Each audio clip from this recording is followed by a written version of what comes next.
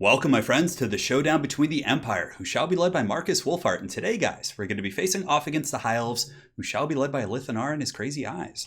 So as far as the build goes, we're going to be trying something very wild. So here in the back, we are going to be bringing the SUNMAKER. And you know what? I actually feel like it has some weird niche applications against the High Elves. So firstly, this bad boy has 480 range, and oftentimes the High Elves will bring a couple bolt throwers to try and deal with Empire artillery, but at 480 range, you can for the most part get your volleys off, do some really good damage against archer lines, Lothern Sea Guards, standard archers, even against spearmen. And generally, I don't know if it quite pays for itself, but it's certainly a threat that your opponent has to address. So we do have the SUNMAKER here in the back with another cannon as well. So pretty heavy artillery for sure. So 450 on the cannon, 480 on the SUNMAKER as far as range goes. And if you look at the High Elf bolt throwers here, they do have a 380 on both of those. So if he wants to range up and get in range of me and start taking out my artillery pieces, he's going to have to scoot up pretty far. So to counter that, what you do is just advance very quickly. You kind of create a bit of a buffer, and therefore the SUNMAKER can shine and be happy. Now for the rest of the build, it's going to be a front line of swordsmen. Swordsmen, of course, just do the trick. They're the stalwart backbone of the Empire. 32, 32, 28. They fight spearmen.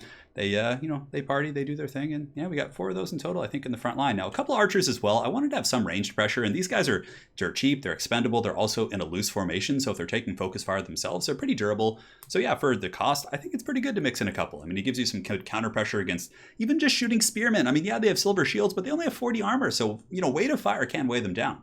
Behind that, we do also have the silver bullets. And again, these guys are a really nice kind of buffer because High Elves will not see them. They have stock. So then they advance with chariots, they advance with cav units, and these guys are just, come out, they surprise them, they get some really good focus fire with that heavy AP damage and punch through the High Elf troops.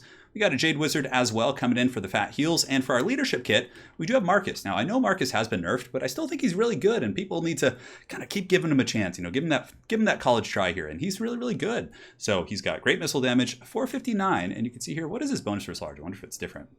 That's 120 still, but he has the focus shot, he has nets, he brings some pretty good utility. So to make Marcus even nastier, I also brought a Witch Hunter. So Witch Hunters don't have the same range, but they have Accusation, which does lower your opponent's missile resist by 22%, which means that Marcus is really just going to be stomping some couches for sure. So we got that, and that's pretty much it. A couple Empire Knights as well, just to kind of secure my backfield. And oftentimes High Elves aren't going to go super elite with Dragon Princes because of cannons and focus fire from silver bullets. So really just to stop Silver Helms and Reavers, Empire Knights do the trick. And we have plenty of stuff for anti-large in the form of Marcus, the Witch Hunter, and the cannon, so I felt pretty comfortable in that respect. So for my opponent's build, the Great Arrow Krastic coming in with a Lithanar. We did not plan this at all. We were actually chatting, and I come in with Marcus. He comes in with a Lithanar. The Duel of the Ages, the question finally to be answered about who is the Master Bowman here. So he does have a Lithanar as well.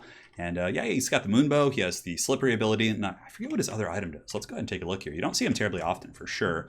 It does give speed, melee defense to allies in range. Pretty cool stuff. And yeah, of course, he's got the reload skill, Dark in the Skies, fun stuff. So for the rest of the army, it's going to be spearmen. In the back, it's going to be a couple of groups of Lothern Sea Guard, which are really nice because, if I try and get back there with Empire Knights to shut them down, they can actually, defeat the Empire Knights in combat. So Lothern Sea Guard, they're strong, they're independent, they don't need no man here. And, yeah, they do the trick. He's got a Netcaster as well to cast some nets to snipe with a Lithanar, I'm guessing. And his bolt throwers, he does have the Pure Main Company as well to get Guardian and also to punch through, great swords. Or if I brought it, a bit of a sneaky melee build, it'd be nice to have these guys. And, of course, he does have a couple silver helms. So on that note, guys, let's get this show on the road and see how this glorious battle goes. So Lithanar going for the snipe, and the thing that Lithanar does have over Marcus, he has really good range, 300. Here comes the Moonbow, huge damage coming in, just pounding that Jade Wizard right in the face, -3, and honestly, I reacted right now, I was like, oh god, what's happening? And man, he got so much damage on me so quick, and that's the advantage because Marcus has relatively short range. He only has 180, whereas the Lithanar has 300. He's basically like an artillery piece. So the Chariot's going to be coming in here. It looks like, and this is what I'm talking about. You hide the silver bullets back here. The Chariots come in, and he does react very quickly here. He sees the silver bullets, and he's going to be turning around before he takes too much damage because had he pushed through, he might have been taking a second volley, but in this case, he's only going to be taking one. But very nice charge here. These poor state troops going to be getting run through in the back here by the Chariots and run through in the front. Now, the SUNMAKER is teeing off here. Its first volley doing some okay damage against the Spearmen, but now finally, we are going to be in range here of these Lothern Sea Guard in the back, so we're going to be using that to kind of focus those guys down. So silver bullets are going to be going after a Lithanar, who does overextend a little bit here, so we're getting some huge focus fire. Our archers here showing the Elves who the true archers are here in this matchup, doing a bunch of damage to him. But now Marcus has his eyes set on a Lithanar, which I'm very excited about. So he's going to be running back. Look at the SUNMAKER. Look at the damage the SUNMAKER did. So much burst damage against Lothern Sea Guard, basically taking them down to 30% in one volley. Now, in the meantime, some chariot play over here with the swordsman, but really the focus fire is the Lithanar. So Marcus is going to be coming in with that winded up shot. I believe we're going to be using the amber bow here in a second. So here it comes. You can see it winding up in the distance. A Lithanar is definitely in the danger zone. So it does hit the Spearman, but it makes pretty good contact with the Lithanar, but he is slippery. So now I use the Ember Bow, and now I'm going to be using the focus shot, the kill shot, the Hunter of the Dread Saurian. So here it comes right here. Is it going to make contact? And it does. A Lithanar just barely survives with 142 HP, and he's going to be forced back pretty hard. So in the meantime, SUNMAKER is still doing some pretty good work. You can see the archers in the back have taken some work. And now that I broke a Lithanar and I can't quite get to him, I'm going to be getting these Empire Knights up and around, just kind of waiting in the back and trying to chase him off to make sure he doesn't come back and, snipe something else. So the frontline fighting's pretty pitched for sure. Over here, Aerocrastic has gotten into my archer line. You can see his Reaver's doing a very good job, a lot of pressure from all angles.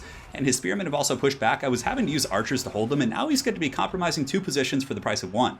So this Spearman here is going to be chasing down these archers.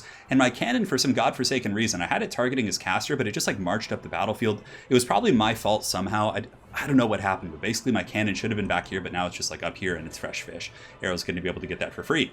So back here, the Brave Knights of the Empire taking a lot of Lothar and Seaguard fire. They're at 6 leadership, but basically I just need to finish off Lithanar. He has 92 HP, negative leadership, 28 right there, and down he goes by the hands of those Brave Empire Knights who basically now are going to be meeting their doom. Looks like Knight of Ammontok is going to get dropped, and the Lothar and Seaguard should be able to focus them down. Now back in the frontline fighting, we have some Spearmen fighting as well. We have our Witch Hunter in the front line. The Witch Hunter's no slouch in melee combat. He's pretty good. So he's going to be able to give some punch here to some of these state troops and maybe help finish off these Spearmen. And also I do have the Accusation debuff if I'd like to lower armor or melee defense or missile resist or any of that good stuff. So some of the Spearmen and Cav units were surging into my back line. I really wanted to get the Silver Bullets back as well. So I used my Hunter's Net from Marcus here to kind of lock those guys in place. And from here, we're going to be turning the Silver Bullets onto guard mode. They're going to be lining up their sights and just basically taking whatever pot shots they can at the Silver Helms here. It looks like I actually try and scoot back one more time. Trying to get a heal with the Jade Wizard. Jade Wizard, of course, wanted to get that 2-for-1 value, and he actually did come back. He just barely survived. And finally, the SUNMAKER has fallen, but the SUNMAKER has 107 kills, and it occupied those 3 Bolt Throws for the whole game. They were shooting at it the entire time for 4 minutes, and it did pretty good damage to that archer line at the back. So I'm actually quite happy with how the SUNMAKER performed. It really didn't do that bad. So Marcus, in the meantime, going to be dropping a focus shot downtown here, or the Ember Bow, I think. I can't remember. Going after the Mage of Light, who did have Accusation, so he does have that missile resist weakness, and the Mage of Light is going to be breaking off negative 61, and it looks like it does shatter. So Marcus 2 for 2. I mean, honestly, despite the nerfs, he still hits like an absolute truck. Now, before it was relatively oppressive. He did hit really hard now that I look back at some of the older replays, but I still think Marcus has some teeth, and he can certainly do some good work. Now in the back line, some Silver Helms are pressuring. The Empire Knights are able to hold them back, and it looks like we're finally starting to stabilize that back line. Some archers are coming back. The Silver Helms have come back. My Jade Wizard is healed up to full life. Marcus Wolfheart's very healthy.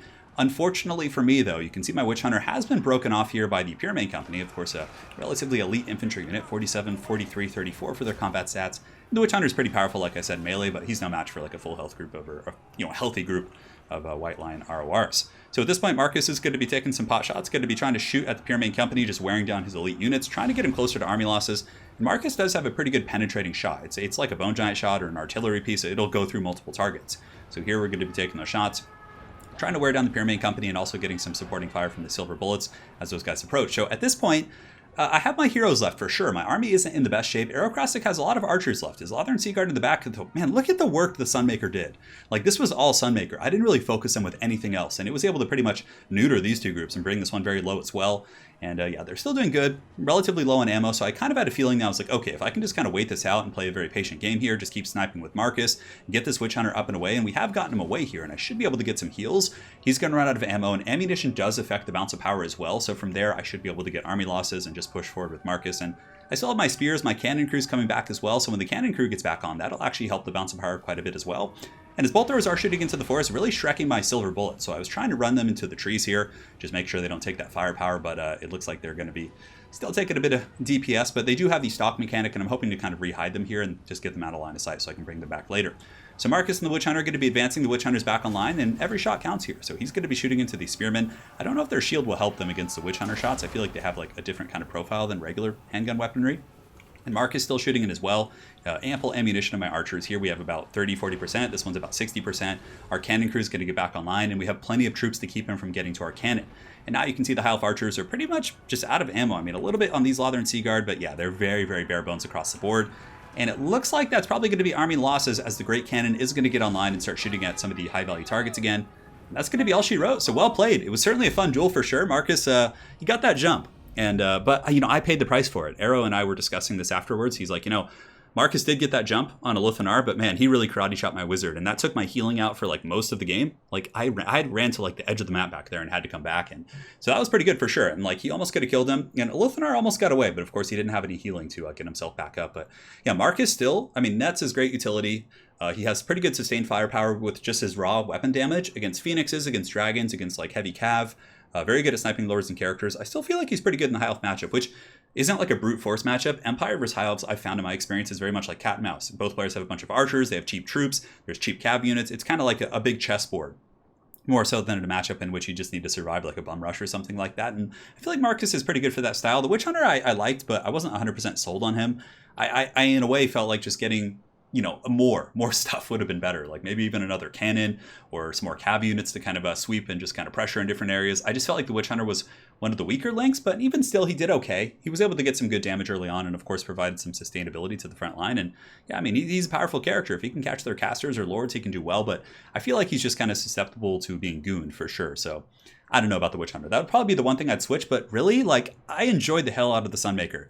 It did a lot of damage. It's a threat. It occupies your opponent's kind of thought process. They have to go forward with their bolt throwers, and if they don't have bolt throwers, they're going to have a hard time dealing with it. And if you focus the right targets and make sure to have it off fire at will so you manually control all the different volleys, I don't know, maybe the SUNMAKER does have a bit of a weird place. Like, I liked it. I actually would consider bringing that, and it did okay. I was happy with that. And as far as Arrow's build goes, it was great. I mean, only a couple little things. I mean, it's a great build. It's like really good. And Elithanar being caught was one thing, but again, I got caught too on my Jade Wizard, so it was just some back and forth in that respect. Both builds were pretty good, and yeah, it just came down to the glorious duel between Marcus and Elithanar there, which was quite a bit of fun. So very well played to Arrowcrastic. If you guys haven't seen his YouTube channel, please check it out. It'll be in the comment section below. And yeah, that's pretty much it for now. So thanks again for watching, guys. Hopefully you enjoyed seeing Marcus, SUNMAKER, Elithanar, all this crazy stuff, and we'll see you guys next time. Take care.